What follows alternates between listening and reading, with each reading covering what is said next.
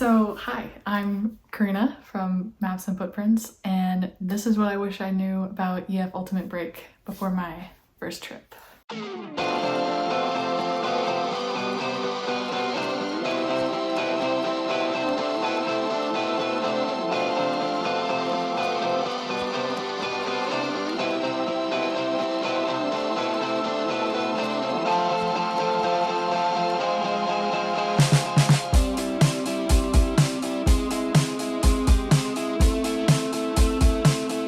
So basically I made a list because there's no way I'm going to remember everything. But number one, I would say just how easy it is to make friends. I know everybody says that before you go and you're in the planning stages and you're like, do I really want to go solo with like 20, 30 other people that I've never met before, which can be completely daunting, but it's so fun. There are so many opportunities to meet people. Basically how it works is you're given a sample itinerary before your trip begins, so you can look at it when you're comparing trips on the website, and it'll tell you the basic outline of what you're going to do. So the first night after you arrive, so let's say day 2, you'll have a welcome dinner on that evening where you get to meet everyone and kind of mingle and see where everyone's from and what everyone's done as far as past trips or travels, which is really fun.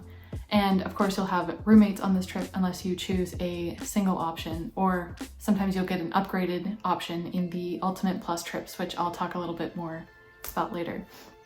But there's so many opportunities on the different excursions that you'll have to meet people, but you'll never really have to worry about making friends. I mean, I was worried because I went on both of my trips solo. So my first trip was to Belize and I was like, I have no idea how this is going to go. I know nothing about Belize, about Central America. This was my first time in Central America, and it's one of the smallest countries in the world, so is there a lot to do? I was totally nervous, but really excited at the same time.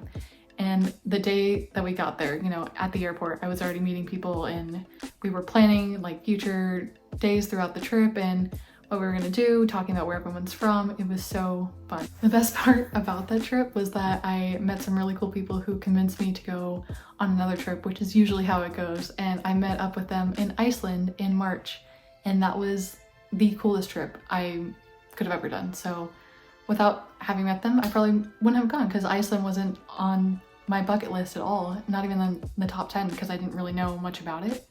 And I ended up having the best time. We had so much fun going on different excursions even before the trip started going. Like, we planned to meet up a couple days earlier. We all met up in a hostel and a couple of us went to a different peninsula of the island, which was really cool. Some of us just walked around the town looking for souvenirs and checking out the local architecture and things to do. And we had the best falafel. Sarah will remember this. We had the most amazing falafel at this place called Arabian Taste in Iceland, and if you go, you have to try this place. The food in Iceland in general will just blow you away. It's incredible. I mean, I never would have guessed that the food scene would be so amazing here. A lot of international influence from people who travel all over the world, and then they fall in love with Iceland, decide to move there and bring a little bit of their home country to the island. So you can find anything that you're looking for there, which is really fun. We found a lot of Vietnamese places, and like I said, the Arabian place has the best falafel in the world.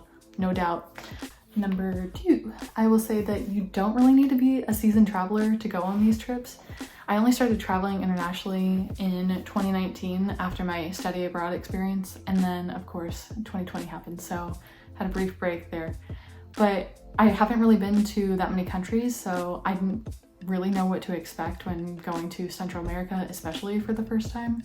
But the best part about EF is they plan everything for you, so you don't have to worry about what you're doing each day, the flights, the accommodations, the transportation between places. It's all organized for you, and your tour director will make sure that everything is taken care of. If you have any questions, you can absolutely come to them. So if you're new to traveling, maybe pick a quick trip, like the one that we did to Belize was only 7 days, I think, and it was more of an all-inclusive mindset. So everything was included in the hotel. There were restaurants, like a place to eat, so you never had to worry about leaving if you didn't want to. And you could spend your afternoon there just relaxing by the pool if you didn't want to do the optional excursions. Or you could go completely the opposite direction and book the Ultimate Europe trip, which goes to 9 different countries, I think, 14 different cities over the span of 35 days.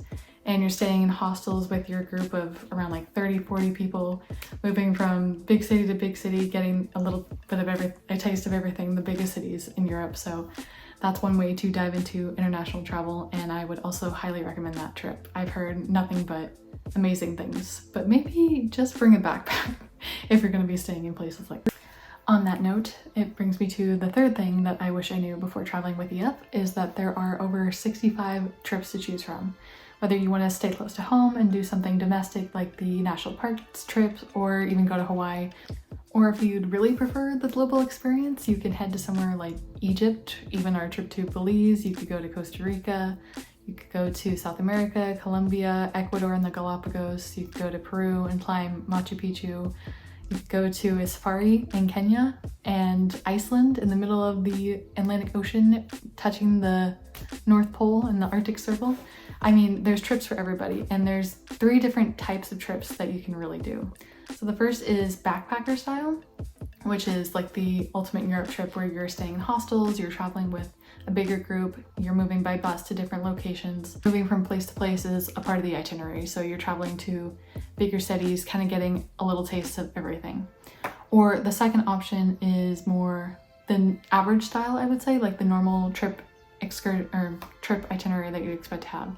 So you'll go to a couple countries or one country, and you're moving from maybe the main cities to main city, and that way you kind of get a taste of the country. Like you can dive deeper into the culture, to the food scene, and have some fun excursions as well. So in Belize we did cave tubing, which was super cool, and after that we did canoeing along one of the rivers in the Ignacio area. Or the third type of trip is the ultimate plus trips, and that's where you're staying in 3- and 4-star hotels. And we actually did that on both my Belize and Iceland trip, and our last Belize hotel was incredible. When we all first arrived there, pulled into the parking lot, I think we were shocked at how beautiful it was. Which, I mean, come on, look at this pool. Like, you could just stay here on these types of trips. How awesome is that?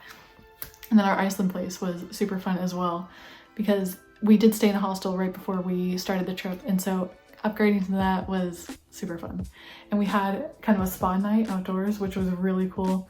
And it was snowing or raining that evening. I think it was raining, but we wanted it to snow, and that would have made the experience. But it was just amazing. And the food, oh my god, the buffet breakfast in the morning, unmatched. And while we're on the topic of Iceland, this is the fourth thing that I wish I knew before traveling with EF, is that you should probably pack light. So on my Belize trip, I did pack light. I brought a carry-on, and that was fine. So I had my backpack as my personal item and my carry-on, and for 7 days, wearing nothing but tank tops, shorts, and bathing suits, it was perfect.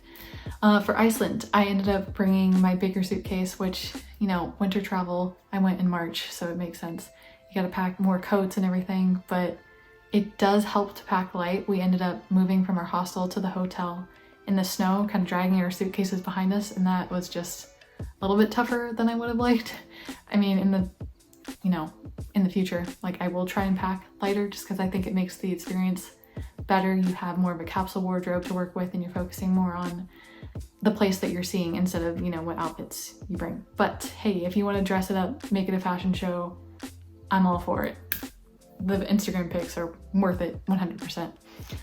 So my tip would be, yeah, to pack a backpack as full as you can, but not too full that you can't carry it as your personal item. I think I have the Herschel backpack with laptop storage, which I use to work on these types of trips as well. But you can also bring, you know, any normal backpack, and like a JanSport is fine as well.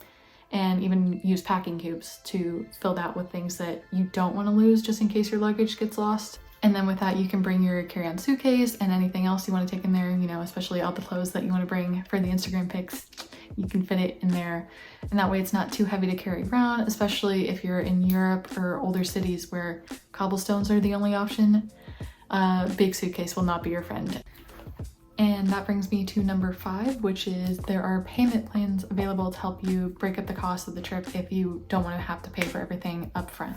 And you can also choose to use Affirm, which is a trusted partner of theirs, to split that up into even more payments if that's easier for you. So if you choose to do, you know, a more expensive trip that's further away, you can break it up into bi-weekly payments, I believe is the easiest way to do it, and that way it doesn't seem so bad and it's all paid off right before you go, so you don't have to think about any of that while you're traveling, which just makes it so much easier.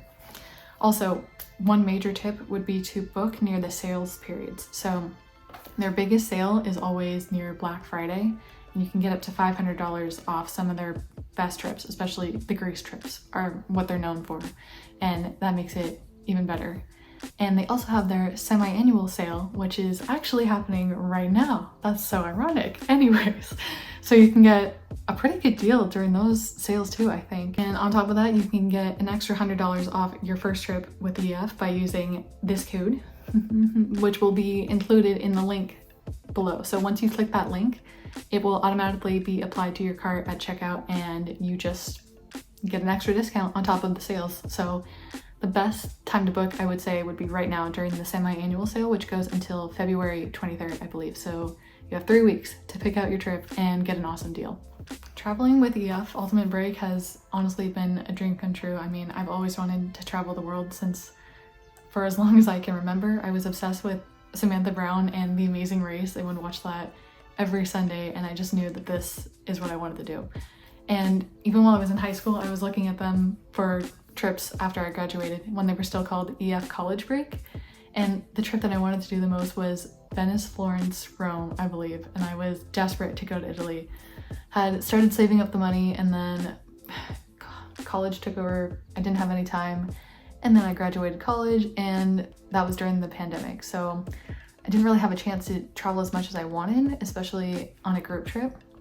And when the opportunity came up to go to Belize, I knew I had to book it. And it was the best decision I could have made. And I'll also include a link to the videos that they have of us in Belize and Iceland as well. I think there's one for Iceland. But yeah, you'll never regret booking the trip, so might as well get started looking at that list right now, tackling that global bucket list, and I'll see you out there.